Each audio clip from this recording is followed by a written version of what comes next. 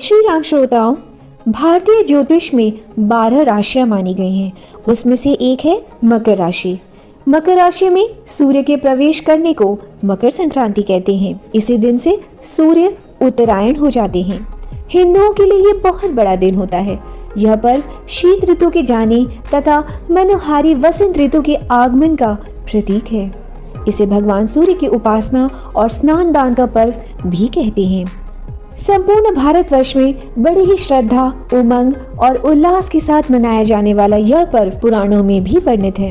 कहते हैं इस दिन सूर्य के मकर राशि में होने से मृत्यु को प्राप्त किए व्यक्ति की आत्मा को मोक्ष प्राप्ति होती है, अर्थात आत्मा को जन्म मरण के बंधन से मुक्ति मिल जाती है। हम सभी जानते हैं महाभारत काल में भी भीष्म पितामह 26 दिनों तक इसी दिन का इंतजार कर रहे थे और इच्छा मृत्यु का वरदान मिलने के कारण उन्होंने मोक्ष की प्राप्ति की थी जब सूर्य उत्तरायण हो गए।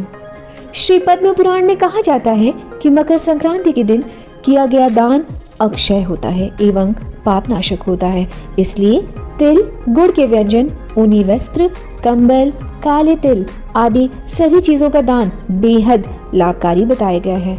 ब्रह्मांड पुराण के अनुसार यशोदा ने पान दान करके तेजस्वी पुत्र श्री कृष्ण को प्राप्त किया था। मकर संक्रांति के ही दिन हर 12वें वर्ष में प्रयाग, उज्जैन, हरिद्वार और नासिक में कुंभ का भी आयोजन किया जाता है, जहां समुद्र मंथन से प्राप्त अमृत की कुछ बूंदें गिरी थी। इस पर्व पर दक्षिण भारत में बालकों को विद्याध्ययन आरंभ कराया जाता है। मकर संक्रांति का पर्व पंजाब में लोहड़ी एवं दक्षिण में पोंगल के नाम से प्रसिद्ध है एवं मध्य प्रदेश, उत्तर प्रदेश के पश्चिमी हिस्से में संक्रांत के रूप से भी कहा जाता है। वहीं उत्तर प्रदेश के पूर्वी हिस्से और बिहार की तरफ इसे खिचड़ी नाम से मनाया जाता है। भारत के पूर्वी हिस्से में असम में बिहू का उत्सव मनाया जाता है। गंगा सागर में इस दिन भारी भीड़ होती है क्योंकि शास्त्रानुसार इस पर्व के दिन यज्ञ में दिए गए द्रव्य को ग्रहण करने के लिए देवतागण धरती पर अवतरित होते हैं। शास्त्रों में इस पर्व पर गंगा स्नान का विशेष महत्व बताया गया है।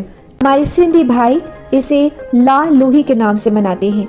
तमिलनाडु में यह तिथि पोंगल के नाम से मनाई जाती है, जहाँ के पोंगल चावल प्रसिद्ध पकवानों में से एक है, क्योंकि तमिलनाडु में यह वस्तुतः कृषि देवता की कृतज्ञता प्रकट करने के लिए नई फसल के चावल, दाल, तिल के भोज्य पदार्थ से विधि पूर्वक पूजन होती है। अब जानते हैं मकर संक्रांति 2023 में किस दिन पड़ रही है और इसका शुभ मुहूर्त क्या रहेगा।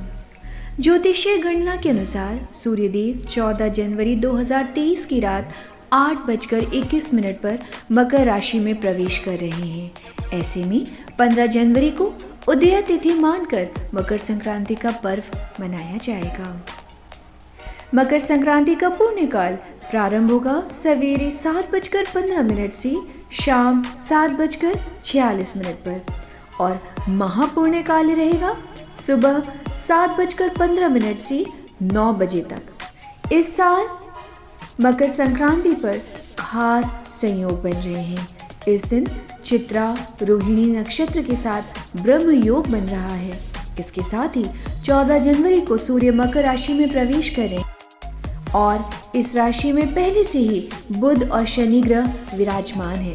ऐसे में त्रिग्रही योग बन रहा है। यह योग कई राशियों के लिए अच्छा है और कई राशियों के लिए कुछ मुश्किलें पैदा कर सकता है। मकर संक्रांति में पूजन विधि क्या रहेगी? सामान्यतः व्रत रखने का विधान है। प्रतिपदा के दिन नित्य कर्म से निपटकर उपटर लगाकर स्नान करने का भी विधान है। इस दिन लोग पवित्र सलिला में भी स्नान कर बेहद पुण्य की प्राप्ति करते हैं। वहीं मकर संक्रांति एक बेहद पवित्र तिथि है। यदि कुछ भी करने में अक्षम हो तो मात्र तिल का दान जरूरतमंदों एवं ब्राह्मण को अवश्य दान दें। इससे महान पुण्य एवं ऐश्वर्य की प्राप्ति होगी। आशा करती हैं नव वर्ष के साथ यह पहला पर्व आपके लिए बेहद कल्याणकारी होगा एवं लाभदायक होगा। आपका प्रिय चैनल डॉक्टर जेडसेट गो भक्ति संसार अब बन गया है सनातन भक्ति संसार। सनातन भक्ति संसार परिवार की ओर से नव वर्ष 2023 की बेहद शुभकामनाएं। जय श्री राम।